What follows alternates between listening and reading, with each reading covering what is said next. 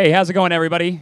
My name is Greg Brown from Foundry, and today we'd like to introduce you to Kostika Spau, who is from Keen. Keen is a shoe company located in Portland, and they've been doing really interesting work as far as implementing Modo in their design processes. In fact, Kostika was the first person at his company to implement usage of 3D in shoe design. And design in particular is an area that Modo is very strong. We see a lot of traction in.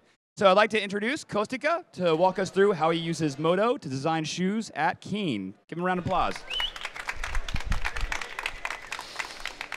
Hello, hello. Thank you very much. Thank you for coming.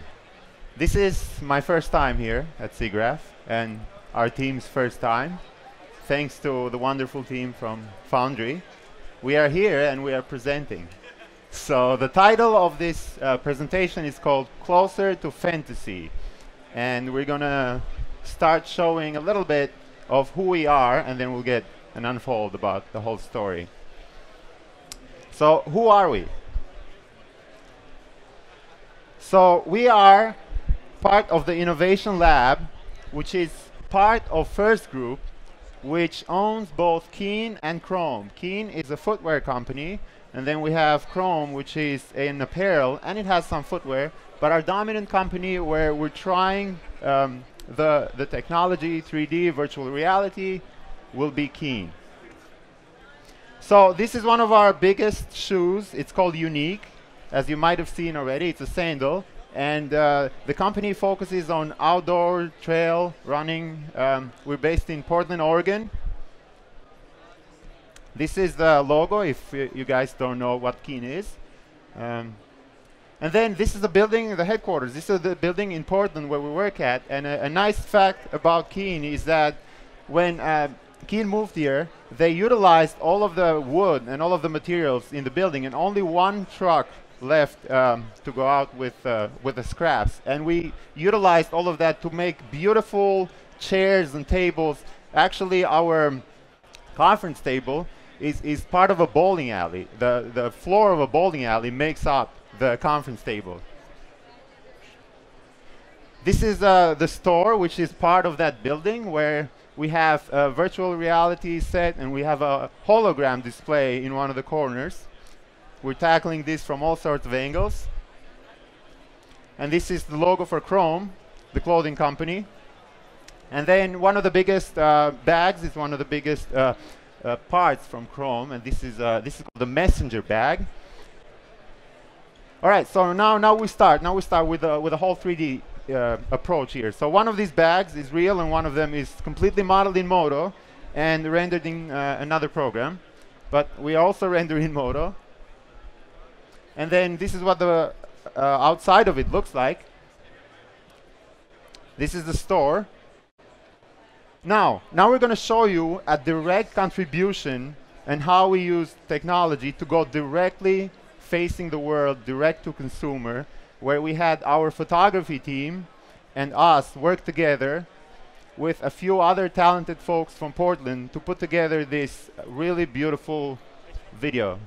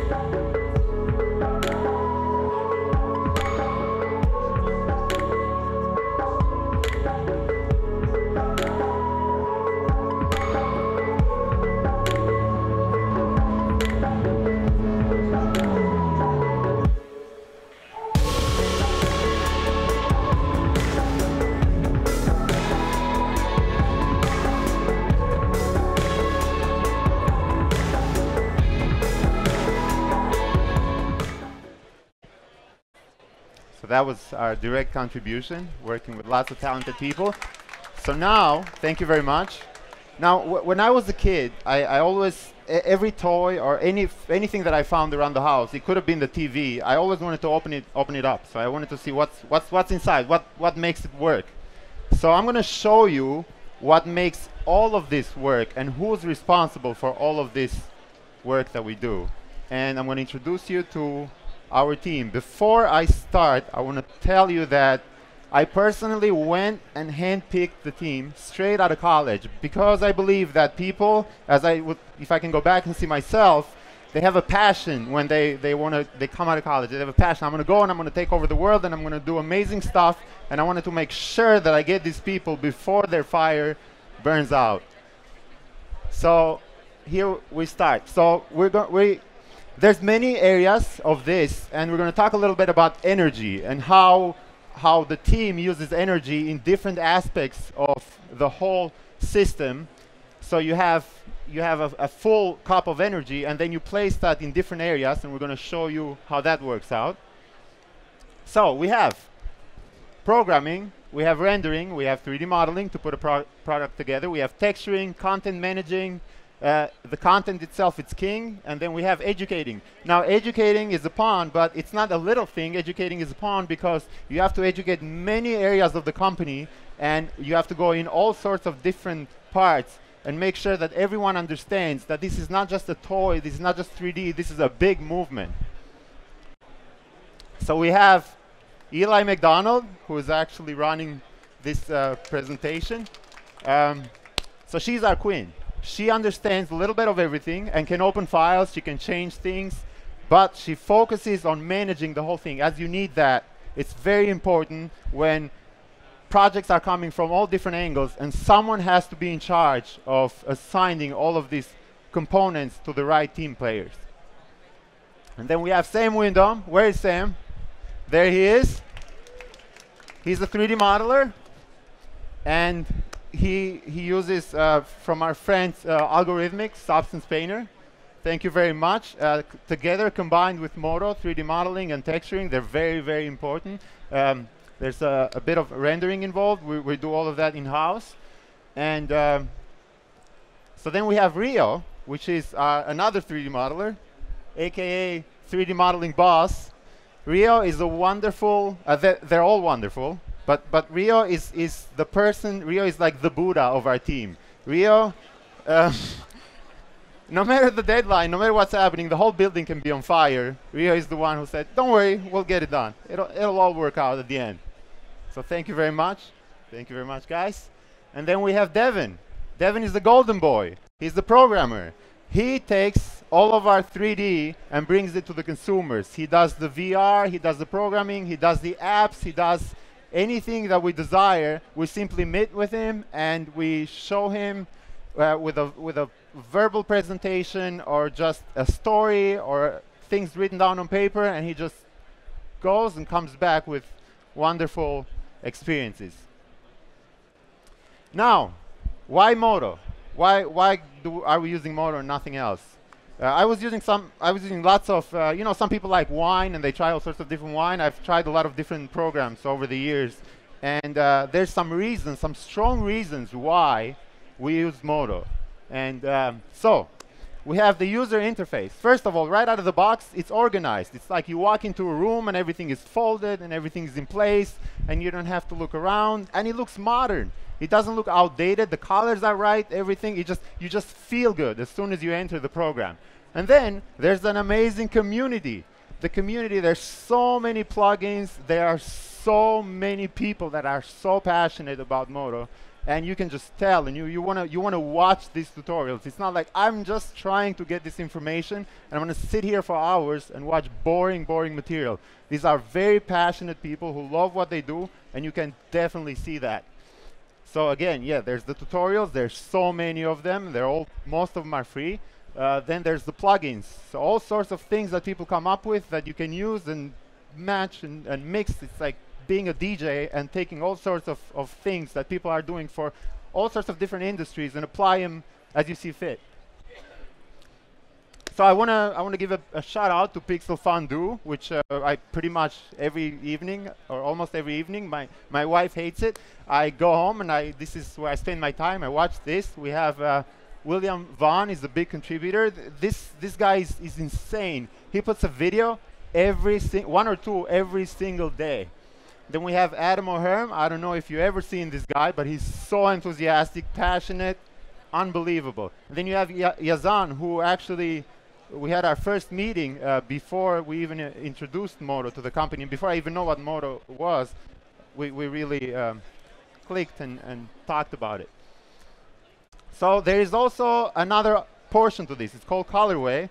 And Colorway, we are trying to, so how do you take a product from your company and how do you work with other teams seamlessly? If you don't know about Colorway, Colorway is a way to take 3D content and work with other for example, we're working with our color team, hence the name Colorway, where they can take the 3D model. They don't even have to open it. It's just 2D to them, but maintains all of the 3D properties, and you can drag and drop materials, and everything will wrap as it were 3D. It's really fascinating. So now I'm going to show you a little bit of why are we doing this and how to use technology. So we want to, up here, it's how usually companies work. You have one team going here and then coming back. No, change that. And then they go all the way there. Meanwhile, down here, when you work in an efficient way, you almost have 2 projects finished, while these guys are still going back and forth. They go all the way to the end, and they come back in a traditional company. So how do you do that? How do you create content that you can pass along and other people can use it successfully within the team, rather than saying, can you change this? Can you change that piece here a little bit? Now here's some passion work. Here's where I had the guys, I said, guys, do something you love. Do something that you care for. This was obviously paid for by the company, but it's which is something that is wonderful out of Keen and First Group to let us experiment like this, to go all out and go all crazy. One thing that I forgot to mention is that these guys are game designers, and they're very passionate about their work, and you can see it. It shows.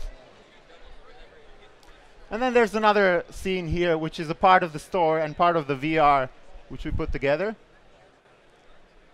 Now, what is this all about? Like, why closer to fantasy?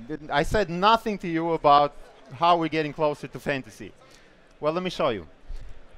Have you ever had a dream? How many people here have dreams?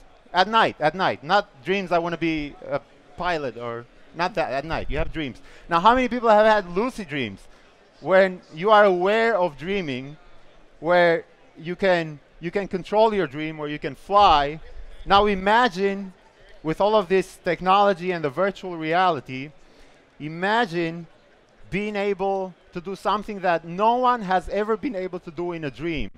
No one has ever been able to bring a friend, a loved one, anyone else in their dream. And this is where I see this going. And it's going to be truly amazing. Thank you for the presentation. What's the future of 3D at First?